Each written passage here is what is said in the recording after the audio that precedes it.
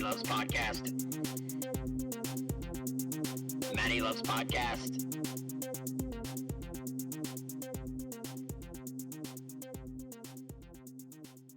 Welcome to another episode of Matty Loves Podcast. I'm your host, Matt D. Simone. Joined with me, as always, Dr. Tom Lucas. Welcome back for another episode, Tom. Hey, man. How are you?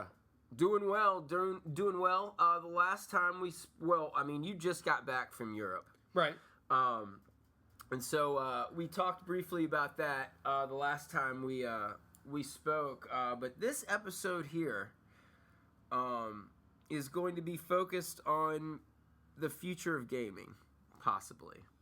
And it's something that I guess about a week ago kind of swept the nation, and I had read about it and knew it was coming. Mm-hmm. And when I read about it, I was like, what? This sounds crazy. But for any of you that have not read about Pokemon Go, or at least downloaded the app and attempted to play it, you've got to be like living under a rock, or you were in Paris for 2 weeks or something. It's I was unaware of it, and then the second it hit, my newsfeed exploded with people talking about Pokemon Go. I thought that it might be something in the music of the game, and I turned it off because I thought maybe it was giving some subliminal messages the first couple days because I couldn't stop. Oh my God, it's like Halloween 3, right? Yeah, man, it's... You remember Halloween 3 with the pumpkin mask and the witch mask? And at kids, everyone look at the TV at midnight. Right. Yeah. I mean, that's what I thought. I mean, seriously, like this, the game has got So me. you're slightly paranoid. A little bit, maybe. Just like, but in a healthy way. Because subliminal messaging and manipulation and control are a big part of commerce. Sure. Sure. And I mean, look, if this game is getting people off of their ass, okay? Right? Pretty much, folks, if you don't know what Pokemon Go is, or you don't know what Pokemon is, it's okay. Yeah. It's all right. Tell me all about the game, because I'm not playing. I am going to tell you about the game because the mythos and the lore is like learning a foreign language. Like, it has been interesting to say the least. And also, I now know what it's like when I talk to kids that watch nothing but comic book movies. And don't read any damn comics. Right. And act like they know everything about these damn characters when they don't know shit because they haven't read about it. Right. Now I know the other side of the fence when I'm playing this game, not knowing any of the characters, and I'm just now like learning everything and whatnot. And then the kids that have been playing the card game and watching the cartoon and they've been doing it for years, and they look at me like I'm a total idiot. And the Nintendo DS and 3DS and 4DS and What are you talking about? You don't know it's third generation, second generation, what? No, I don't. And it's been a very humbling experience, I must say. But the game in itself is basically, the whole motto of Pokemon is gotta catch 'em all. Right. Okay. There's 154 of them. I thought there were first generation. Yeah, there's almost 800 of them overall. I think. Yeah, when you're getting into all the different evolutions and everything. There's 150. No, I'm sorry, 33, 34, 35, 136. For now. For now, right? Yeah. This is all these Pokemon that we're finding now are like first generation or whatever. These are the ones from the So the it's original actually cartoon. going to kind of take you through the history of the characters. In time. Yeah. So you have basically what they've done is they've tapped into Google Maps. Okay. The game is a big GPS without showing you the roads. For example, I was hunting Pokemon in Baldwin Park last night. Yeah. Lost where I was completely. Instead of turning on my GPS, I just looked down at the map and saw where I was, how close I was to Cimarron. Yeah. Started going that way. Then I turned on my GPS just to make sure that the map is accurate. Totally accurate. Yeah. So Anyway, so there's the little things like that, but basically you have your little guy walking around, and you have this entire map of wherever you are, and you walk around, and in the bottom right hand corner of your screen you have a little map or a little list of Pokemon that are in nearby. Okay. And each of them have tracks underneath it. You have like 3 prints, then you can have 2, 1, and 0. If one of these has 0 prints like underneath the icon for the Pokemon, it's right there. So just wait, and it's gonna spawn like less than a minute. Like it'll pop right up. If it's 1 star away, it might pop up, but it's better if you move towards it. But basically, what you have to do is basically move in the direction of these things, like a scavenger hunt on a GPS map. Right on. And so Nick, who also joins us on the podcast from time to time, he showed me the original app that the company that created this, the first one they did, and it's basically a GPS map of cell data. And it's like you just see all these like flashes of light like moving up into the sky. Yeah. And this is like, and it maps the cellular data in the area. So if you go to Full Sail at like 8 p.m. like tonight, and you turn that app on, you're gonna see around like the fishbowl, I mean just a ton of white like starry trails like going up into the sky. And it just shows you basically where the cell data is. So they use that to incorporate the Pokestops in the Pokemon Go app. And Pokestops are where you go to get Pokeballs, potions, all the stuff you need if you're going to battle. Or you can just collect, which is what I'm doing. I don't go to like the gyms. There's gyms that you can battle other Pokemon, and you know, your team, there's 3 teams, and your team can control the gym, you know. And like if one team, like if the blue team, Team Mystic is what they're called, if they're running a gym, you and like 3 other people on Team Valor, the red team, can go to that gym, sit in the parking lot, and fight your way into the gym and then control the gym. Okay. And so then the next person has to go through you and those 3 other dudes to take the gym over. Okay. Or however many friends it takes for them to battle. It's pretty neat. Okay. And what team did you go with? Team Valor. Okay, so you're red team. We're red team, and apparently they're the only 3 teams. Okay? Yeah. So you had to assume that when people started picking their teams, you're going to have the one team that everybody joins. You're going to have the like punk rock indie team. And then you're going to have the shitty team that everyone makes fun of. Okay, for no reason. Yeah. There's no reason that yellow team, Team Instinct it should be considered less than Team Valor or Team Mystic, but they are. Yeah. For some reason, you know, yellow got kicked to the curb, and my buddy Jarrell, back in Roanoke, is a member of Team Team Instinct. Yeah. You know, and so and I didn't know he was on that team. So the first crack I made about like Team Instinct being bums, he was like, "Hey," and I was like, "Oh my God, you're Team Instinct," because I took a test on BuzzFeed. To tell me what team that I should be on, because I don't know this shit, you know. And apparently the teams weren't a part of the series to begin with. Anyway, it's like something they made for the game. Yeah. So like Team Valor is supposed to represent like bravery, nerve, and like courage, and Team Mystic is like intelligence, and you know.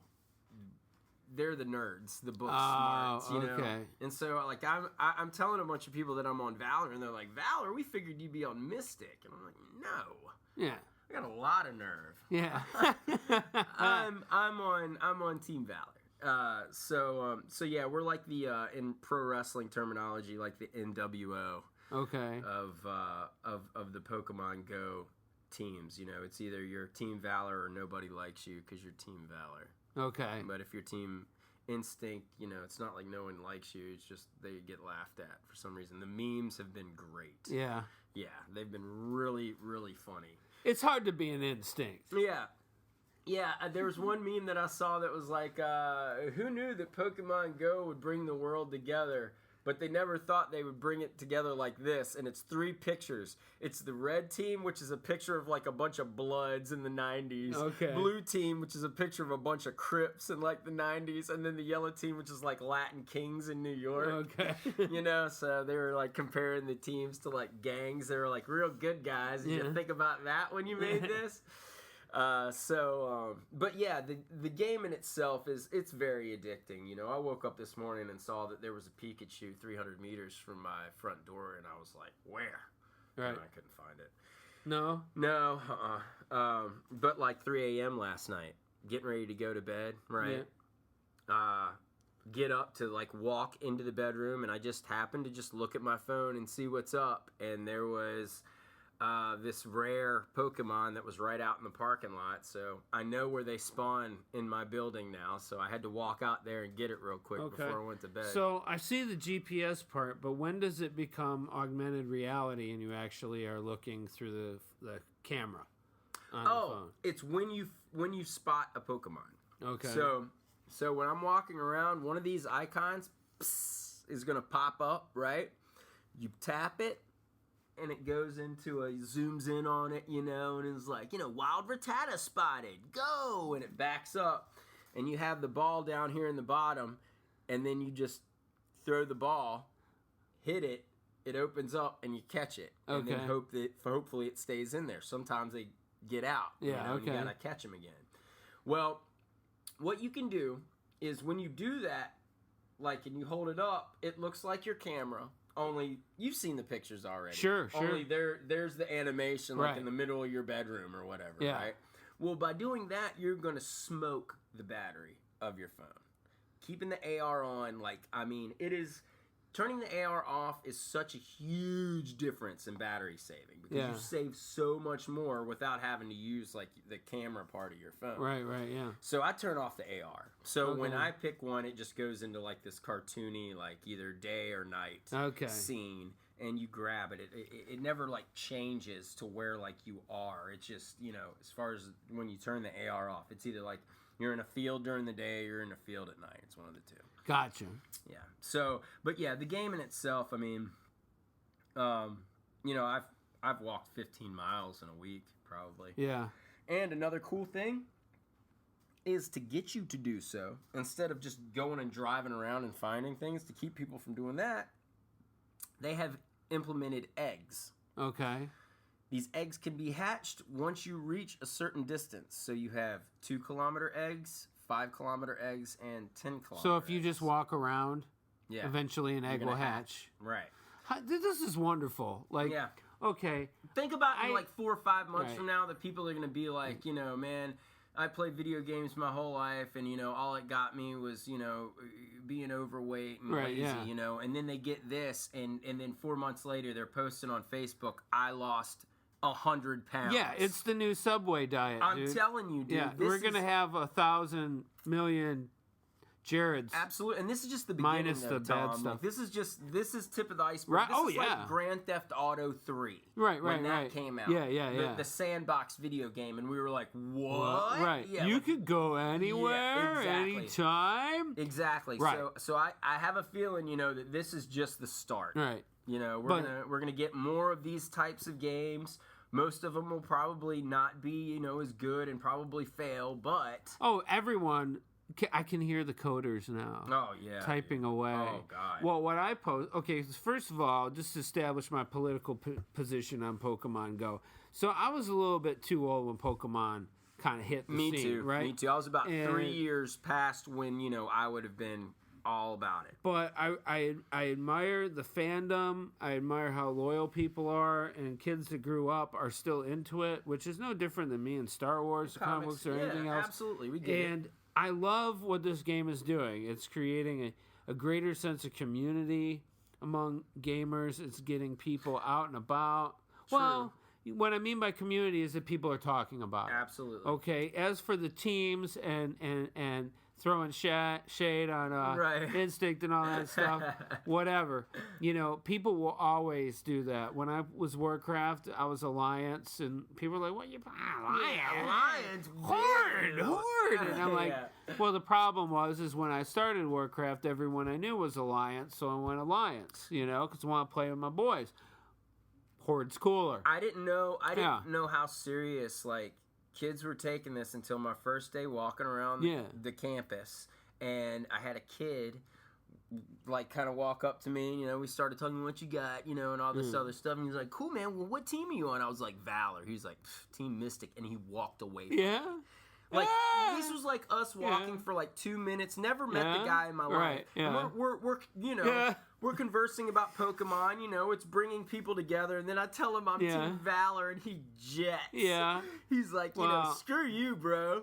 That's like people who are like, I only read Marvel, and DC people are stupid. Why do you read DC? First of all, this is all fictional stuff. Yeah, this is just funsies. Right. Like, you know, I got a buddy who hot rods PC computers, and it's cool. It's cool what he does. He makes these insane machines, just beasts, for nothing. Right. He can just make something. And he's always ragging on Macs online.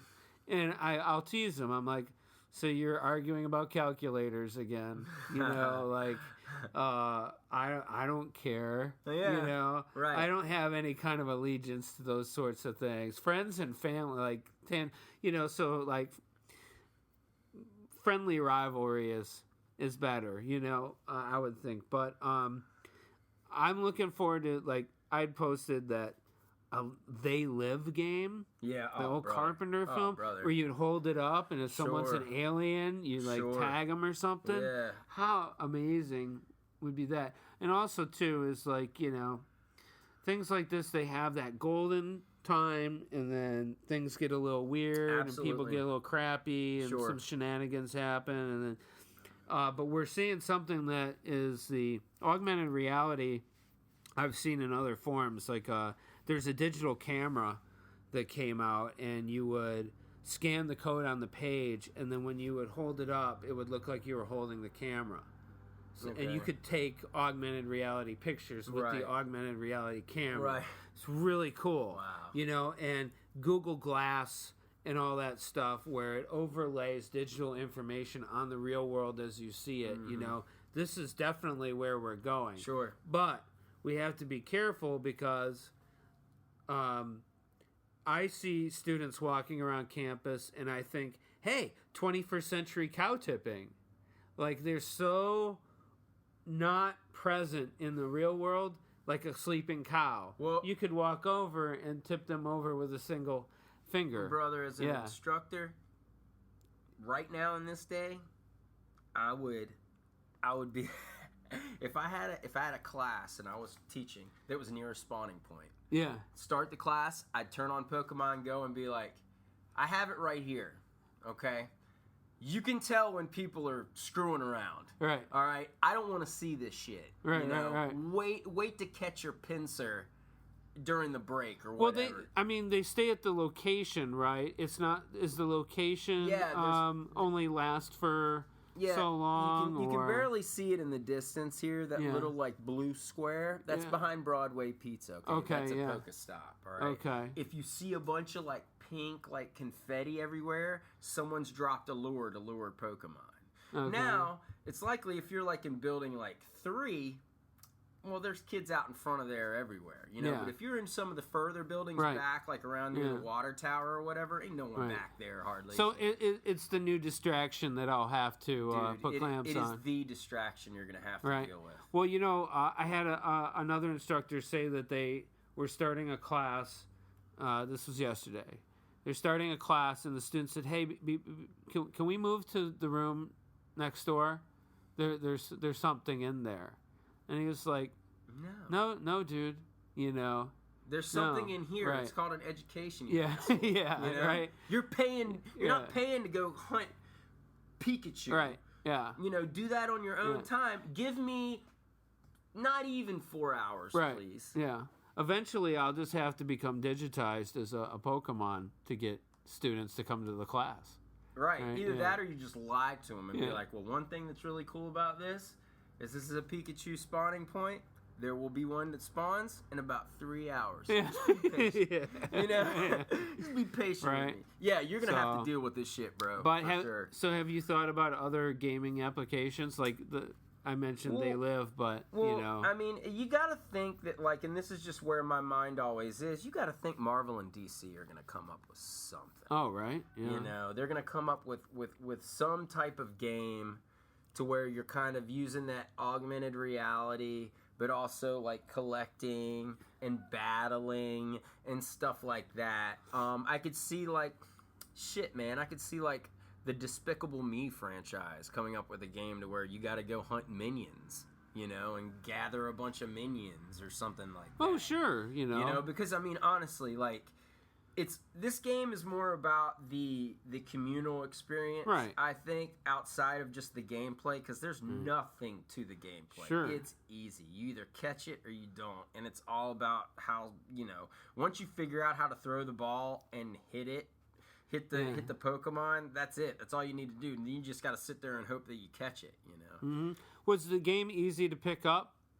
Oh, for sure. 100%. Yeah. The only problem with the first couple days was the servers. Yeah. Like, I mean, that's classic situation. Oh, yeah. And the thing that I was laughing at are, like, kids are getting so mad about it. And I'm like, this game is 2 days old. Right, yeah. Come on. I mean, think back to all the other apps that just broke and would start just crashing first. I mean, I remember, like, the WWE Network. You couldn't really watch it in full for the first couple days because it just wouldn't work. Sure. So many people were getting it, you know, and they had to adjust, and they already had the very first update, which happened only 4 days after its initial release. Well, which it's like, really made it a lot smoother. What the old C.K. Lewis routine, which is the crappiest cell phone, is still a miracle. Oh, right. Which is when you look at what you are doing with this device. Yeah. It's what information it's gathering, all the information it's sending into space to satellites, bouncing down to you instantaneously with an imperceptible delay. Mm-hmm. This is magic. This is techno wizardry, you know?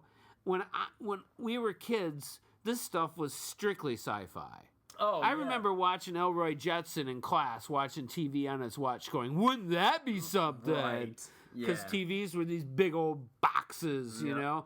And they were even tuned down from the ones my mother had grown up with. And now, this is insanity. They're coming out with a watch. Yeah. Okay, that you can use with this. That basically... I would think the screen is too small. Well, but all it is pretty much like an indicator. Okay. It's like, you know, instead of just constantly walking around like this, you've basically got that on your watch. You know. What this reminds me of, minus the augmented reality, is there's an app, a running app. I think it's just called Zombies Run or something like that. And what it is you put it on and then you run through your neighborhood, you run your course or whatever. And it does an audio play, right? And it tells you when zombies are chasing you. It's like you turn the corner and like, oh my God, zombies, they're chasing you, speed up. And if you don't run fast enough, you're eaten. It's game over. Right. So it gets you to like do interval training and do all these things. And it's an audio augmented reality. Dude, that's awesome. But you could do that with the AR to be like, basically like call a game like Zombie Apocalypse. And all you're doing is out and about just running from zombies. Yeah, right, you know, it's like you're looking to find the zombies, hold your phone up, oh shit, run! Right, you know?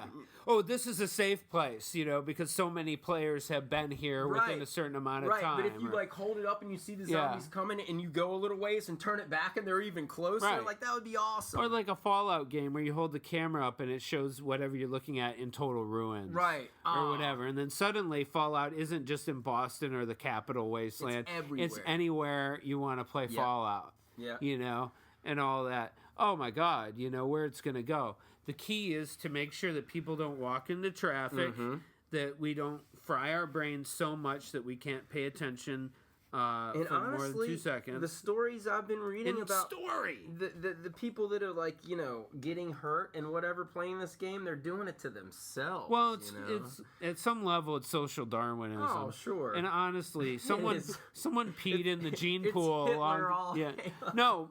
someone peed in the gene pool a long time ago, and if you walk into a lake and get eaten by an alligator because you're playing Pokemon Go, it was good. Something was going to happen to you sooner or later anyway. Right. Yeah. So I don't think it's any kind of indictment on the game at all. But, you do have to keep your head up when you're on the ice, bro. No. Yeah, ask Eric Lindros. Yeah. Chris Pronger made a career out of finding people that didn't have their head up. Pronger. And now he's the head of discipline. Chris Pronger's the head of discipline.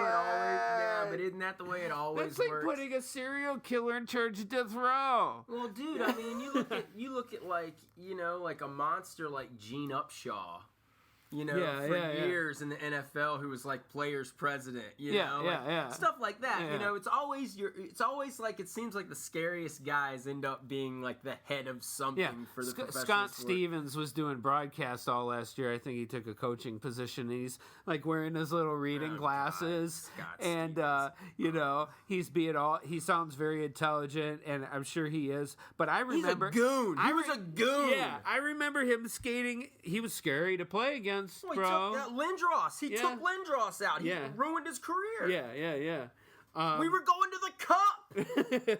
Right? And I remember him skating in front of the Wings bench in '95, challenging every player on the bench. And he was like, 95 Wings? Yeah. He's like, I'm going to knock your blinking teeth out, and this and that. And no one would go. Because they didn't understand what he was saying. Because they were all Russian. Probably, yeah, right? Yeah, 95 Wings was, Now we like Swedes. Now I don't even know. Dude, now we like Russians in Philly, dude. Yeah. Our whole team's going to be international in 2 years, I swear. Yeah. We won't have a lot of North American boys. But there are some good young American hockey players right now. Yeah, there are. It's an exciting time. Yeah. It's an exciting time for everything. Pokemon Go, the NHL season will be starting back up here in like a month and a half. Well, the World Cup of Hockey is in September. Oh my God, So, that's the primer, basically. I need to get the broadcast schedule, and I really want to. I remember the World Cup in like '96 or whatever. God, I think it was '96. Maybe '97. I think ESPN, 98. the ESPN Go app is going to be key and crucial for that. I think because they're doing all the broadcasts, right? Yes, and that's going to be weird in itself. Watching hockey on ESPN. Again. I know, right? Haven't been like that since the lockout of '95. Yeah, and I mean the lineup that they have calling the games is like. Prime time. Like, they've got... I know that Levy and Melrose are going to be doing it, obviously, but I also think that they're going to have... I think Gary Thorne is going to call for him, who, was famous for, calling, like, the Devils and shit back in the day. Right. I couldn't stand Gary Thorne. He calls the Orioles games now. That's gonna be awesome. But one thing I want to touch on really quick. We talked about the Pokemon Go craziness and all that, but you also kind of like have picked up a new little hobby to kind of I don't know what a therapeutic. To relax. To relax. Okay. To relax, to unwind, and to also keep the mind sharp. Yeah, and we've talked about this a little bit in past episodes. But go ahead. I'm messing around with Legos. Okay. And what happened was when I went on my trip, I watched a documentary that's on Amazon Prime. It's called like Brick, a Lego documentary. And I was fascinated by the history of the company, and something that's really interesting is they're talking about the therapeutic uses of Lego. There's like serious stuff like with autistic kids, right? Things like that. And then you got someone like Dwight Howard of the NBA who uses Legos to unwind. And he's like, yeah, man, I got like 30 kits waiting for me at home, right? Which is amazing. And I thought, hey, if Dwight Howard NBA stud does this. There should be no shame in my game, because I had looked at other options. Building wooden ships, too expensive. Going back to modeling, not runway modeling, building models. Right. Too much gear. I don't have space in my house for all the paint, the airbrush, the glue. That takes a room in itself. Legos are super clean and easy and relatively inexpensive. You can display them, or take them apart and put them back in the bags. Yeah, exactly. And so for an appetizer, I built the little Han Solo carbonite chamber kit, which is like a $20, $25 kit. It's got 231 pieces. Take you an hour to put together. It's fun. Probably less if you're a Lego maniac, but I'm trying to take my time. Right. And I picked up the Parisian restaurant creator kit, which is this 3-story building with a cafe and all that. And it's got like a real architectural feel to it. Yeah, it looks awesome. It took me about 3 hours to build the foundation and construct the kitchen and the tables and all that for the cafe. I'm looking forward to building it. I'll probably get the movie theater next. And we were talking about it. I really feel like I got to get that Ghostbusters Firehouse. I really do. And it's expensive. It's $350. Lego is not cheap, man. It's not. If you want a solid, time-consuming set, you're gonna be spending at least $50.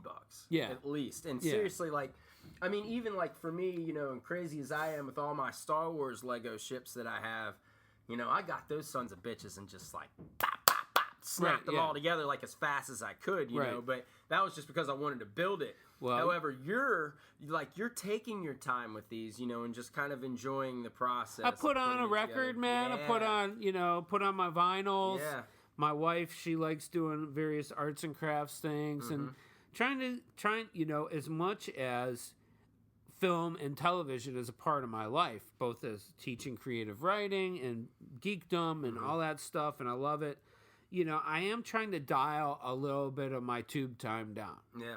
And be more active with my world. Pokemon Go. Use your brain. Use my brain and all that. And I'm having I'm looking online at things that people have created. They have cons now where people go BrickCon and this and that con. Yeah.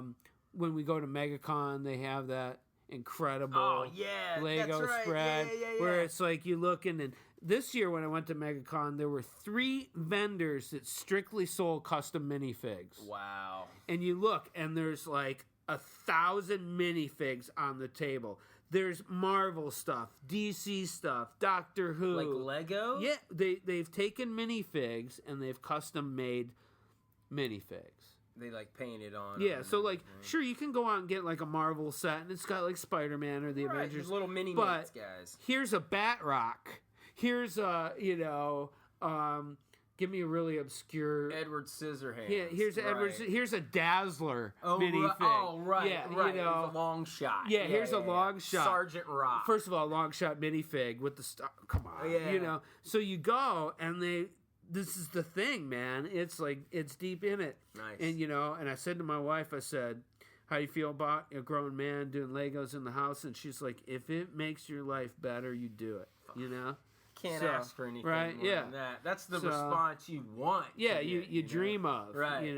That's awesome. And keep me young too. So I'm gonna do the restaurant, and then probably the movie theater, and then I'm going to look carefully at that Ghostbusters Firehouse and decide.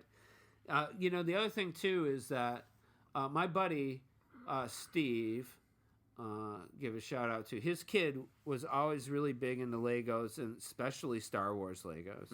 And he saved his allowance all year and bought the Death Star. Have you ever seen the Death Star kit? Yeah. Holy schmoly. Yeah. I haven't seen it anywhere online. I mean, I don't even know how much the Death Star, I think, was released 5 years ago. Yeah. I think. So, there are building kits, the Creator Series, the Town Hall, which would be, if I got the movie theater, the Town Hall would be the last piece. That thing's $1,200 on eBay. So I'll never buy it, Yeah.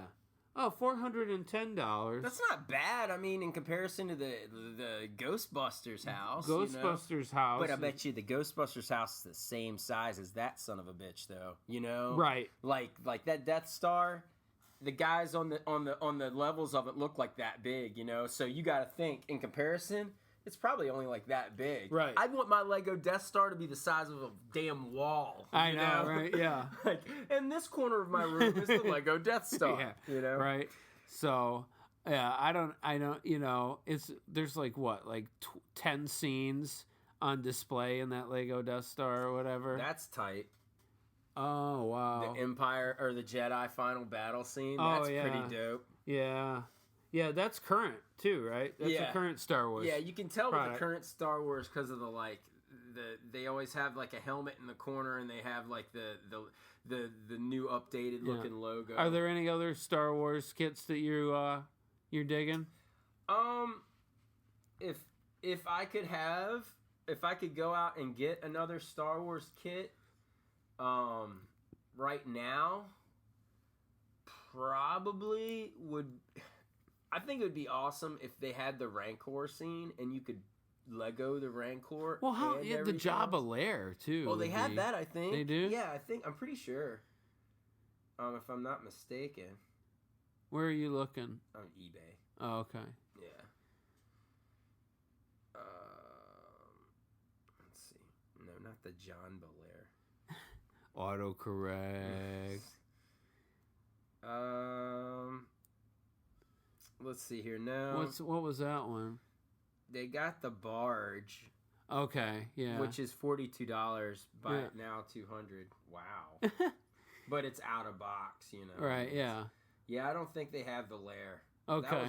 That's what I want to be. I want to have the Rancor set. Yeah. And it would be like dumb because, you know, all you would be building is basically like a bunch of rocks, a door, and the Rancor. Right. You know? Yeah. But because you already build Lego figs anyway, they have these sets where you can build like, you know, 12-inch Star Wars characters. Right. You know, why not? Screw it. Sure. Or sure, at least absolutely. at the very top of like the cliff, you can draw like the, you know, the throne room, you know, looking down into the pit or whatever. Well, you know, these people that are really deep down in it, you know, they just make these things. Oh, you know? right. They just, yeah. I you know, I'm putting the pieces together and I'm looking at the engineering and I'm like, will I ever get to the point where I will think, do this, then that, and I'm going to get this? Yeah, you know, dude, do I have that kind of a mind? I don't know. I don't know. I might need to follow instructions the whole time. Yeah, I don't know how they, like, you know, come up with it. It's like they look at a picture and all I can think of is like they have like this like grid and they take it and they just push it. It's like a beautiful mind. Push it through the grid and they see everything like pixelated and they're like, all right, these are the pieces. It's going to be about 400 pieces. I saw this dude, he built like the Roman Colosseum. Oh my like God. Back in old school and there's like hundreds of minifigs sitting in it and it's just something he did. Right. It's just something he did, you know. I think it would be awesome if Lego made like a Joe Louis arena. Oh yeah, you know what I'm saying? Well, there were some sports kits, but they were very simplistic. Yeah, no, I want them like full stadium. Right? Yeah, you know? yeah. Like do the Lego creator. Well, isn't that kind of what the Minecraft trip is too? Is that you like people go in and build basically digital versions of these places? But I mean, of course, to physically manifest it is the thing. I used to have these like cardboard boxes. Okay. The set came in and it was all flat, right? Yeah. And it was about like, I don't know, like 30 of them. And basically what you did was you just folded the cardboard into bricks. I had these bricks, okay? And I had a ton of them, all right? And I would build stadiums in my basement. Yeah. Like, I would build like a whole field and I would stick my starting lineups on the field, you know, and have them like play. And I mean, I was just like, I'd build it and then just sit on the couch and like look at it. Yeah. I just built a stadium. Did you have the vibrating electric football game? No, that was I had Steelers Cowboys. Okay, yeah. See, I didn't have the magnetic football. They never went where you wanted. No, absolutely not. And it's like, why even give him a ball to throw? Yeah. What, is he going to catch it? Well, the first thing you do is lose that. Right. Well, you lose that foam. Styrofoam. It was a tiny little styrofoam ball. But also, too, rod hockey. where the players are on the rods and you play. It's kind of like, for those of you who don't know, it's like foosball, but with hockey players. I've had a couple versions of that game over the years. The first one I ever had, though, I inherited from my Uncle John. He gave it to me. It was something him and my other uncles had played with in the 60s, okay? Real simple. It was all metal, and they had all the teams to date. I don't know, 72 or whatever. So you could take the players out and replace them with the team that you wanted to play. The Leafs versus the Hawks. Yeah, now it's yeah, gonna be yeah. The Leafs versus the Canadians. Yeah. Right. And I mean, I've never seen anything like that since. Wow. I can't, and of course it's gone. You gotta have to think, 72, there were only, 8 teams, 6 teams? Whatever, yeah. So, I mean... Yeah. It might have even been a little earlier and just been original 6. Anyway, I really regret not still having that. See, I like the arcade rod hockey with with USA the plastic. Russia? Yeah, USA dude. Russia? Oh man, Yeah. with the plastic. Yeah, yeah. I don't want to be Russia. Yeah. Right. So, one last thing about Pokemon Go before we wrap up is I'm really enjoying seeing all the sort of associated things that are springing up. Like there are some Humane Society places that are like, hey, walk our dogs while you hunt Pokemon. Come down and walk a dog. And there's these other community things that are happening. Our bookstore is a Pokestop, 10% off if you come in and you use the app. Right, yeah. Like, what? Yeah. It's really interesting. I don't know how long the Pokemon thing will be as big as it is before we start seeing some other good alternatives. I guarantee that within 6 months I'll be playing some kind of augmented reality game. All right, so and we'll be talking about that. I'm currently at level 17. Is that good? Yeah, I think it is. I mean, what's cap? All right, what's the level cap? Well, there's already some people that are beyond 30 right now. Okay. But here's the thing. It's free to play or pay to win. Okay. You get what I'm saying? Yeah. So you have items, right? You have all these items here. But you also have a shop. Sure you do. You go down here, you buy your coins, you take those coins and you spend them on balls, on incense, which is basically like Have you spent any money yet? Absolutely not. Okay, good man. No. I refuse to, even though it would be very helpful, because if you spend just $20, okay, you can you have a backpack filled with all your Pokemon stuff, like figurative Pokemon stuff, but it only holds so much. However, you can buy a new pack and hold twice as many items. Then on top of that, you can buy more Pokeballs, incense, all this other kind of stuff. So the people that do that, they have more room in their bag and they have more chances to get more stuff. Sure. So if you're paying and you're spending money, so just like real life, the more money you have, the easier things are. Right, more or less. Life lesson there in Pokemon But Go. they're people are alrety starting to cheat it. Yeah, sure. Because there's people exist in this world that just can't do anything like A, B, C, D. They're get me right to Z. Sure. Absolutely. But those people that did try to cheat the system and leveling up too fast are realizing how much of a bitch it is when you're not more or less prepared for that. Kind of like in the Star Wars Galaxy of Heroes. People would level themselves up way too fast and just get their ass kicked because all they did was level up and not gear up. Right, yeah. So people are leveling up, but they're not powering up any of their Pokemon, and they're not strong enough when it comes time to fight. So yeah, you can walk around and say I'm a level 30, but I guarantee you I've probably got 2 Pokemon that would beat the shit out of your whole entire set. Yeah. So I just got up to 17 last night. I think Nick is 19. He's almost probably going to be 20 by the end of today. Because he works right next to a Pokestop and just a whole bunch of shit over there. But yeah, so I think that before I might just download it just to see what's in my neighborhood, brother. Just for giggles. I'm telling you, man. And plus, when you get to school, I mean, it's just crazy. So someone set a lure. You can kind of see like the little confetti falling down from it in the background there. Yeah. Yeah. So that way, when you go there, depending on how many people there, it depends on how much shit you can get. That's the strip mall across the street, right? That's at Broadway Pizza, yeah. Ah. And so, like, you know, if you're dropping a lure and no one's around, you're probably not going to get much of anything. But if you drop a lure and there's a ton of people around, it benefits everybody. Okay. Yeah, this isn't one everybody of those, can catch one. Right.